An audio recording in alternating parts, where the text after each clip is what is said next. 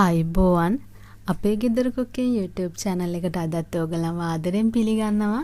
ඔන්න අදත් මම ඔයගලන්ට රසම රස රෙසිපි එකක් අරගෙන ආවා.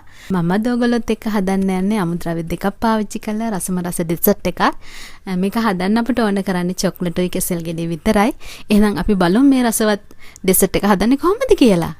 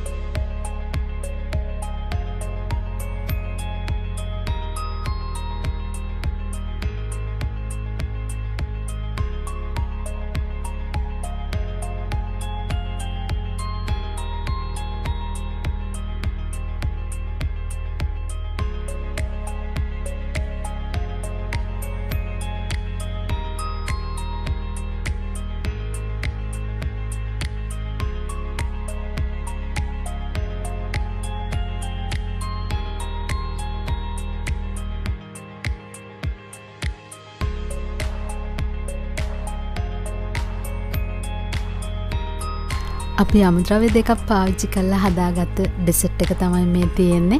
ඔයගොල්ලෝ මේ වගේ රසවත් ඩෙසර්ට් එකක් හදලා රස බලන්න. ඔයගොල්ලෝ තාමත් මගේ channel එක subscribe කරලා නැත්නම් subscribe කරන්න, bell icon එකත් click කරන්න. යාළුවෝ එක්ක share කරන්න, comment කරන්න. එහෙනම් මේ වගේ රසවත් වීඩියෝ එකකින් අපි ඉක්මනින්ම හමු වෙමු. ඔයගොල්ලන්ට සුබ දවසක්.